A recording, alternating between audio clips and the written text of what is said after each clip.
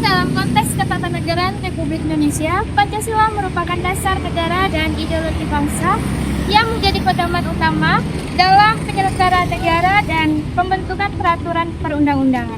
Dalam kedudukan dan fungsi Pancasila sebagai dasar negara Indonesia, pada hakikatnya merupakan suatu dasar dan asas kerohanian dalam setiap aspek penyelenggaraan negara, termasuk dalam penyusunan tertib hukum di Indonesia.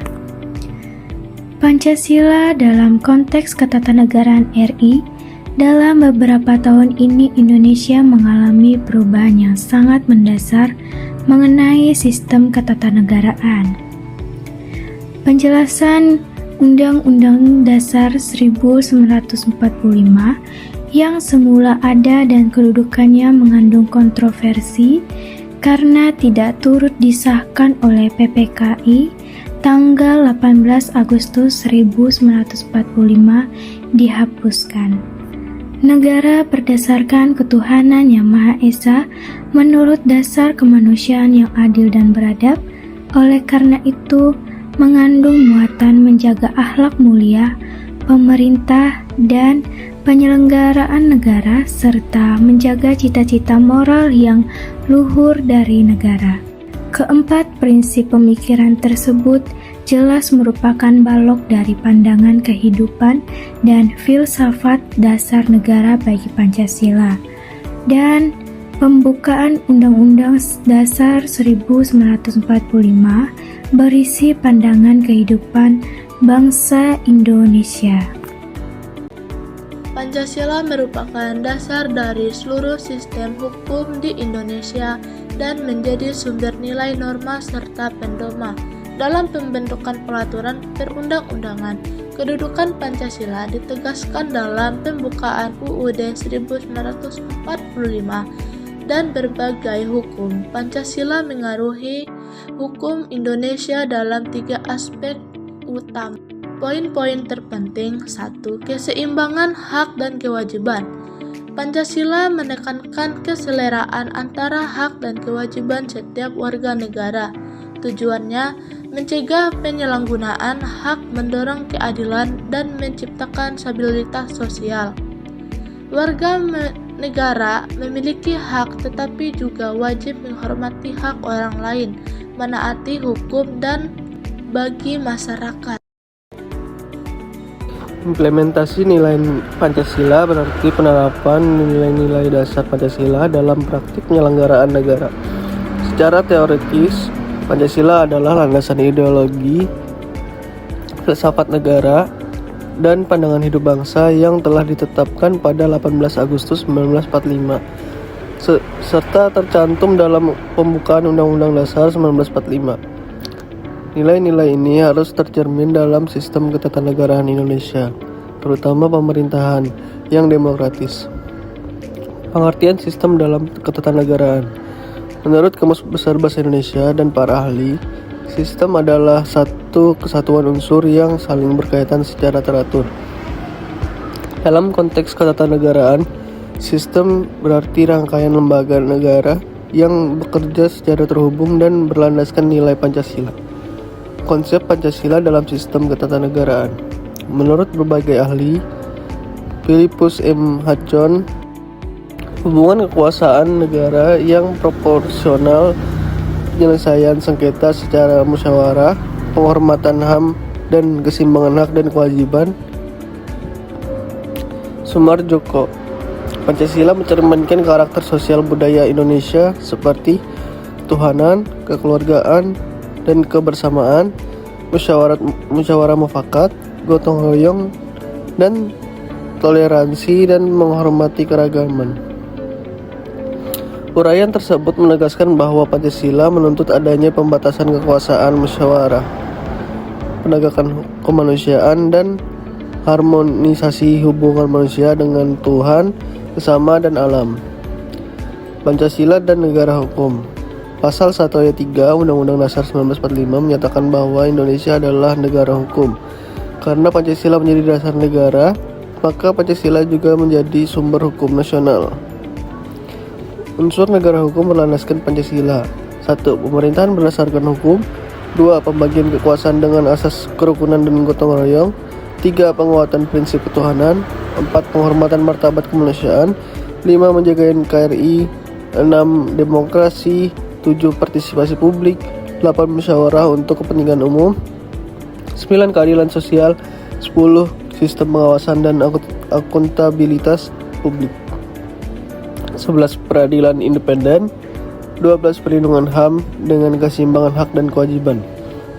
Tujuan negara Pancasila: melindungi dan mengembangkan martabat dan hak asasi seluruh warga agar dapat hidup layak dan sejahtera. Check and balance dalam negara Pancasila. Menurut Jeremy Wardon dan Friedrich Hayek, hukum harus menjamin keadilan, bukan hanya aturan. Dibutuhkan pembagian kekuasaan yang diawasi untuk mencegah penyalahgunaan kekuasaan. Kehakiman membatasi cabang kekuasaan lain melalui pemisahan pembuat undang-undang legislatif dari pelaksana hukum hakim. Judicial review atas kebajikan yang bertentangan atas konstitusi. Prinsip ini penting untuk mencegah penyalahgunaan wewenang oleh pejabat negara atau lembaga pemerintah. Ideologi berasal dari bahasa Yunani, yaitu idea, yang berarti gagasan, konsep, cita-cita, dan pengertian dasar, serta logos yang berarti ilmu.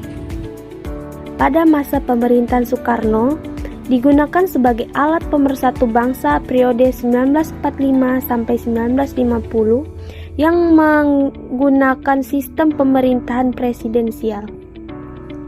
Pada masa pemerintahan Soeharto, pemerintah ingin melaksanakan Pancasila dan juga Undang-Undang Dasar 1945 secara murni.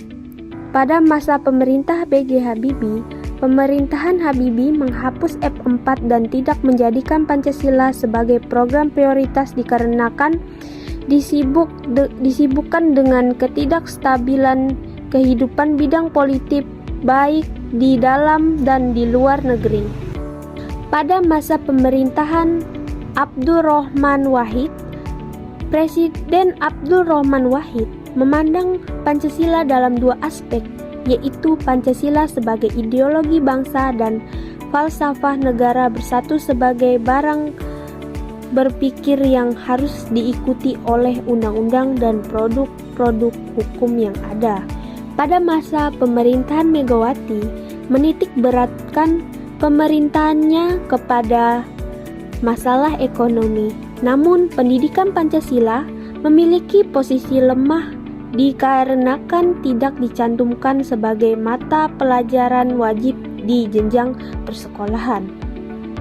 Pada masa pemerintahan Susilo Bambang Yudhoyono, belum adanya lembaga yang bertugas untuk mengawal Pancasila seperti yang diamanatkan kepada Kepres No. 27 tahun 1999. Namun SBY menandatangani Undang-Undang Nomor 12 Tahun 2012 tentang pendidikan tinggi yang menginstruksikan pendidikan Pancasila sebagai mata kuliah wajib di perguruan tinggi.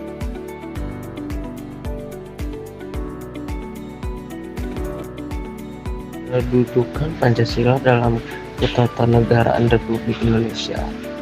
Pancasila merupakan dasar filsafat negara yang memiliki kedudukan fundamental dalam penyelenggaraan hukum dan tata negara Indonesia.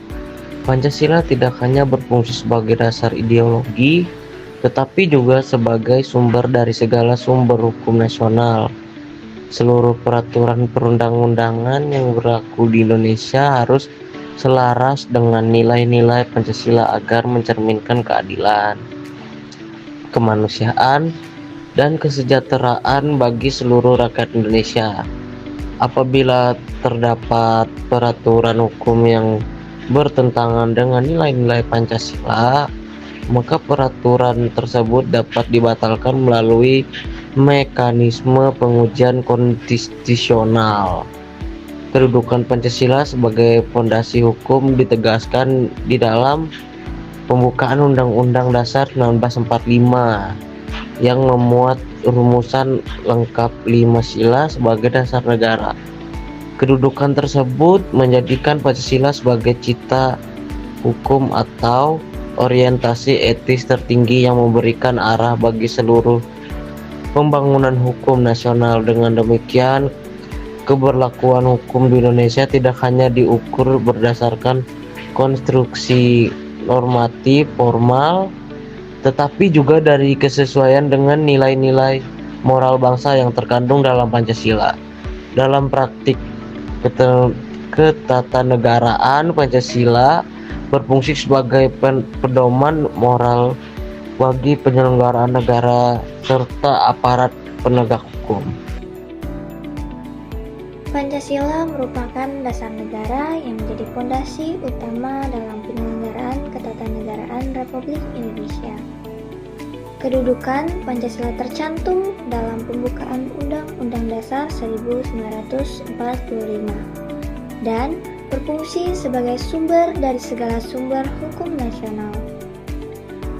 Dalam konteks ketatanegaraan, Pancasila menjadi pedoman dalam merumuskan peraturan perundang-undangan, mengatur hubungan antara lembaga-lembaga negara, serta mengarahkan penyelenggaraan pemerintah agar selaras dengan nilai-nilai kemanusiaan, persatuan, demokrasi, dan keadilan sosial. Dengan demikian, Pancasila tidak hanya menjadi identitas bangsa, tetapi juga menjadi landasan normatif yang mengatur arah pembangunan dan kehidupan bernegara di Indonesia.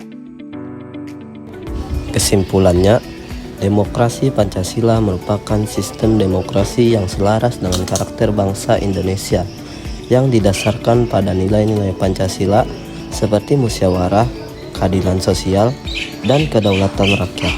Meskipun telah diimplementasikan melalui lembaga-lembaga seperti MPR, DPR, dan DPD, pelaksanaannya masih menghadapi berbagai tantangan, termasuk keterbatasan, kewenangan, dominasi politik praktis, serta dampak negatif dari era digital seperti penyebaran hoaks dan polarisasi masyarakat.